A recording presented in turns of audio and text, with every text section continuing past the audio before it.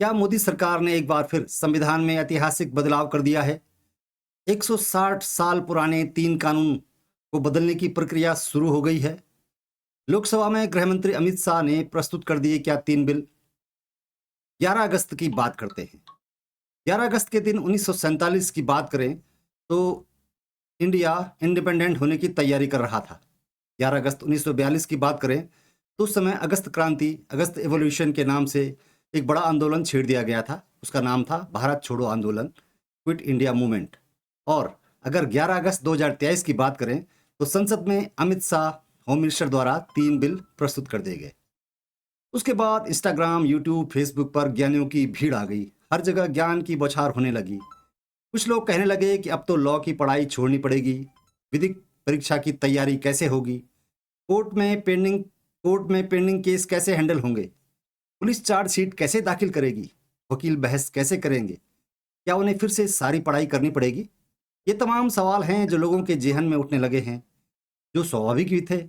अरे भाई, अगर आईपीसी, सीआरपीसी और एविडेंस एक्ट ही बदल जाएंगे तो सब कुछ तो फिर से याद करना ही पड़ेगा ना। 1860, 1898 और 1872 में अंग्रेजों द्वारा बनाए गए, अंग्रेजों की संसद के द्वारा पारित किए गए ये तीनों कानूनों को समाप्त कर आज हम तीनों नए कानून पुरस्कृत करने के लिए मैं आया हूं। माननीय अध्यक्ष जी, इंडियन पिनल कोड 1860 की जगह भारतीय न्याय संहिता 2023 अब एस्टैब्लिश होगी। तो आपकी जानकारी के लिए बता दें कि आईपीसी, सीआरपीसी, एविडेंस एक्ट में फिलहाल कोई बदलाव नहीं होने जा रहा है। ये एक प्रोसीजर है। इसे लोकसभा में एक बिल के रूप में रखा गया है। इसे राज्यसभा में भी पास होना है और उसके बाद अंतिम रूप से राष्ट्रपति की मोहर लगने के बाद ही ये एक कानून का रूप ले पाएगा। तो फिलहाल उन लोगों के लिए जो चिंता में थे, जो परीक्षा दे रहे थे या जिनका कोई केस चल रहा था, उनके लिए ये बात स्पष्ट है कि फिलहाल जो पुराने लॉ हैं उनके आधार पर ही अदालतें भी चलेंगी और उन्हीं के आधार पर परीक्षा में प्रश्न भी पूछे जाएंगे। राष्ट्रपति के हस्ताक्षर के बाद तुरंत कानून लागू नहीं होता, तो फिर कब लागू होता है?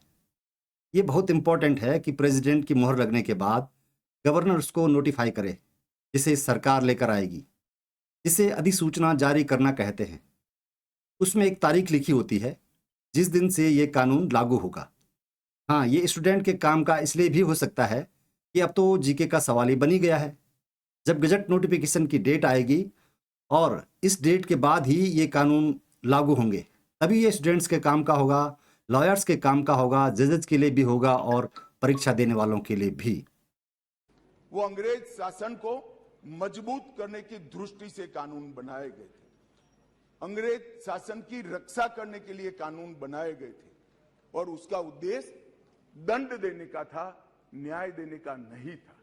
ये दोनों मूलभूत चीजों पर हम परिवर्तन करने जा रहे हैं। मैं सदन को आश्वस्त कर सकता हूं कि 1860 से लेकर 2023 पर 23 तक अंग्रेजों ने बनाए, अंग्रेज पार्लियामेंट ने बनाए हुए कानून के आधार पर इस देश की क्रिमिनल जस्टिस सिस्टम चलती रही। इसकी जगह भारतीय आत्मा के साथ ये 3 कानून अब प्रस्तावित होंगे और हमारी क्रिमिनल जस्टिस सिस्टम के अंदर बहुत बड़ा परिवर्तन आएगा। जिस दिन ये बिल लोकसभा में लाया गया उसी दिन लोकसभा अनिश्चितकालीन के लिए स्थगित कर दी गई थी। पार्लियामेंट का अगला सेशन कब होगा मालूम नहीं। उम्मीद करते हैं कि विंटर सेशन होगा और अगर विंटर सेशन हुआ तो क्या उसी दिन ये लॉ बन जाएगा? अगर आपने लोकसभा में अमित शाह को सुना है तो उन्होंने साफ कहा है कि इस बिल को हम स्टैंडिंग कमेटी को भेज रहे हैं और साथ ही कहा कि लॉ कमीशन ऑफ इंडिया को भी भेज रहे हैं। उनकी रिकमेंडेशन के बाद ही आगे की प्रक्रिया होगी। अंग्रेजी हुकूमत के ज़माने के कानून बदलने के लिए अमित शाह ने लोकसभा में ये बिल पेश किया। इंडियन पेनल कोड आईपीसी 1860 में बना, उसे अब भारतीय न्याय संहिता बिल 2023 के नाम से जाना जाएगा। Code of criminal procedure CrPC जो 1898 में बना, वो अब भारतीय नागरिक सुरक्षा संहिता बिल 2023 के नाम से जाना जाएगा। इंडियन एविडेंस एक्ट जो 1973 में बना, भारतीय सुरक्षा बिल 2023 के नाम से अब जाना जाएगा। सवाल मन में आता है कि आखिर इतने सारे सालों बाद ये बड़ा बदलाव क्यों किया गया है। तो जवाब हाजिर है, जो अमित शाह ने खुद लोकसभा में दिया है। इतने सालों में हम अंग्रेजों के बने हुए कानून पर चल रहे थे। अंग्रेजों ने उस वक्त के कानून बनाए थे सिर्फ अपनी सहूलियत के हिसाब से, भारत पर राज करने के हिसाब से। उनकी मंशा थी दंड देना, न कि न्याय करना। और अब भारत में अंग्रेजों के बनाए गए कानून नहीं चलेंगे। हमने पूरी तरह से सिस्टम को बदल दिया है, ऐसा कहा है अमित शाह ने।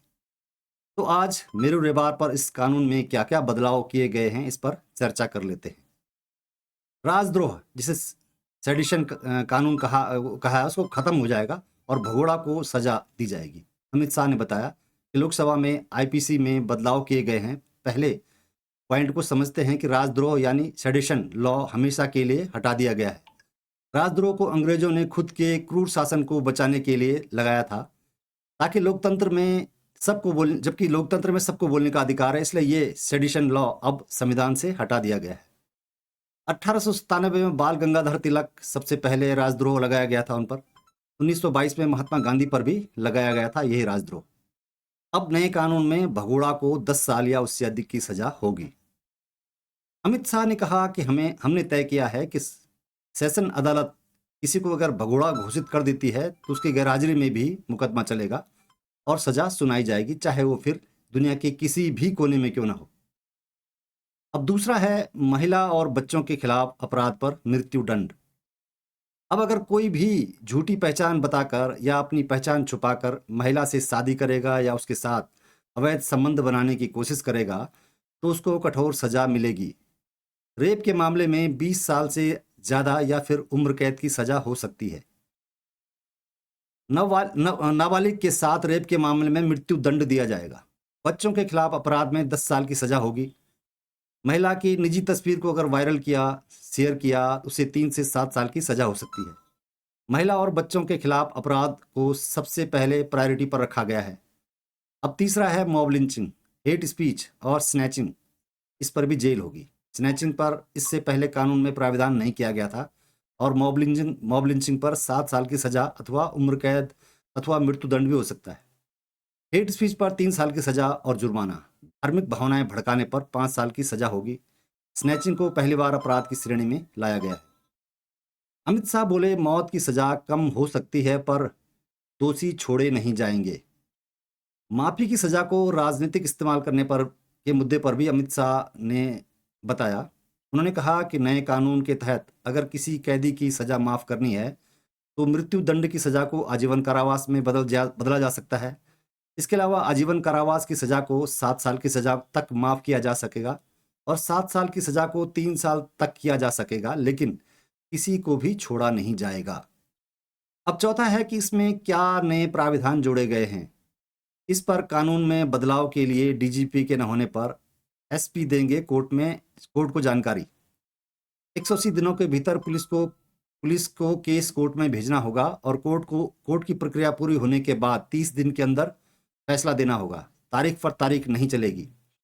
अब हर जगह चीज़ को डिजिटल किया जाएगा। हर केस की वीडियोग्राफी जरूरी होगी। 7 साल से अधिक की सजा के मामले में क्राइम साइट पर फोरेंसिक टीम को विजिट करना जरूरी होगा। 3 साल में न्याय मिलेगा। अब सबको तारीख पर तारीख नहीं मिलेगी। अभी गृह मंत्री अमित शाह ने इन दोनों को लोकसभा में बिल के रूप में प्रस्तुत किया है। अब ये पास होने बाकी हैं। स्टैंडिंग कमेटी के पास गए हैं और जल्द ही 3 नए कानून बन जाएंगे।